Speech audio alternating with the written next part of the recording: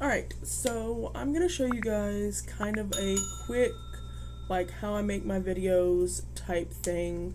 Some of these are like the real quick tricks that I learned that really helped me. So the first thing we're going to do is open up whatever our choice media editor is. I have been using Openshot because it's pretty powerful, does everything I needed to do, and it's free, which was my big thing. I was using Wondershare Filmora like before I actually started coming up with videos, and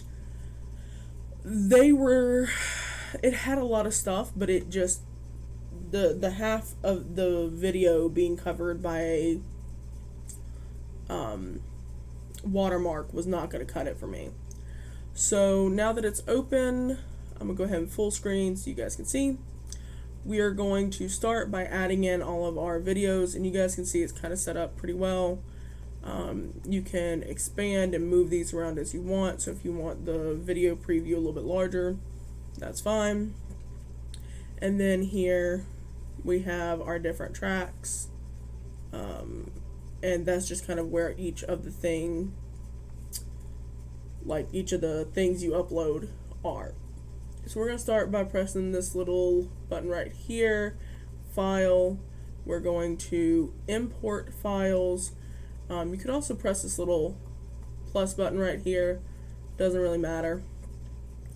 I was a smart noodle and prepared its own little file for this, so I already have that with me. Let's see. We're gonna just do the small one, so I'm gonna go ahead and upload my actual video, and I'm literally just gonna drag and drop it in, and that's pretty much it. At this point, I have a video, and now I can start doing all the editing. If I had multiple videos or photographs, I could use one of these. I could add effects like blurring and brightening, adding captions, stuff like that. Or they even have a handful of emojis that you can literally just like plop over it. But since I am specifically wanting to add my logo down at the bottom and trim this video up some, and then do like a subscribe or something else over it, I'm going to show you guys how to do that. So in order to trim, we're just going to hit the little scissor tool, literally just wherever you want to cut, you can. That simple. Once you're tired of cutting, you'll hit the scissor tool again, and then you can take these individual pieces and rearrange them, layer them, even delete them or copy them as you want. And just like everything else, Control Z undoes, and we're just going to put this back into one huge file. So the next thing I'm going to do is upload my other things. So I'm going to show you guys how to use a green screen and how to upload like an icon or something. First thing we're going to do is the icon. So this is my little icon, and luckily this one's already transparent, so you can see once it's on here, it's already transparent. I actually specifically designed this one so that the white and pink would show up, but nothing around it would, which is precisely why. So now I can kind of move it around, make it bigger, smaller, etc. And I just want it to be a little smaller one right here in the corner. There we go. Yeah, just a little logo in the corner. Don't want to actually take up too much of my actual space. And then you'll see here that it ends. So if we previewed, once it hits here, this will disappear. And since I don't want that to disappear, I need to adjust it. So boom, gone, disappeared. I'll pause the preview, come back here, and since this is still image, I can just move it all the way there so that now the image stays the entire time. And that's just this little bar right here. And it's really easy to move that. I can also move it to the side if I want it to start at a certain time, but since it's my logo, I want it to play the whole thing. The next thing I'm going to show you is how to add in an image that you might have downloaded. If I come here, there's lots of things that you can get for free. I really like using Pixa or Pixabay. Kind of like Pirate Bay, for those of you who remember that, except it's not illegal and it's still free. So we can actually search up green screen and it'll actually show us all kinds of stuff. Now, the one thing about Pixabay is it does actually show a lot of iStock. So the first row and like the last row on a page are usually iStock. This one just happens to show us pretty much nothing but stock footage from here. But you can see like these looping numbers that just rotate, characters who, you know, have an idea or whatever. And there's lots of different lengths. This is where a lot of people get their subscribe stuff for their YouTube intro and exit. That's where I got mine from. All kinds of cool stuff that you can download, add in, and have just the image without the extra background. And you can see this is where I got my Totoro. So once you find one you like, again, free download, you hit the little button, decide what size you want, and then hit download. iMotivation has some pretty cool like transfer effects and stuff like that, transitions, as well as this is where I got my subscribe thing for the intro to the YouTube videos. So if you're interested, I would suggest looking up him, iMotivation on Pixabay. Canva is also a really good option. They don't really do the transparent stuff, but you can do all kinds of other presentations. This is where I did a lot of my channel art. This is where I do a lot of channel art for other people because it's quick and easy. And they have lots of different like preset stuff so that it's already looking good and you just have to kind of fill in with whatever you want. So once you have all your stuff, you've downloaded it, you know everything is going everywhere it needs to be, you'll upload it here.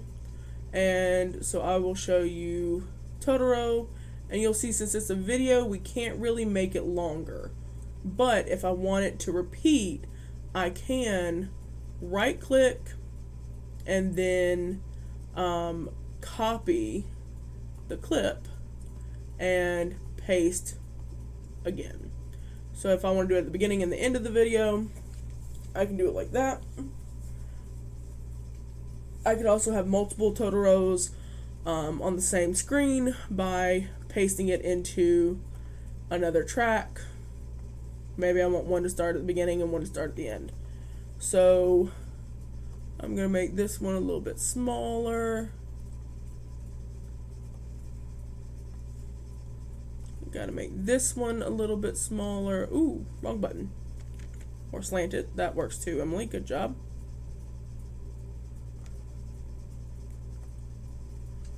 Put this one over here.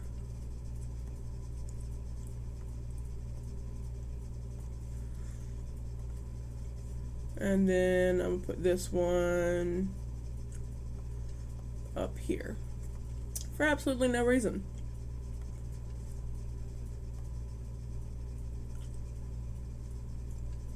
Alright, so what you have to do now that you have your green screen things on is you are going to go to Effects.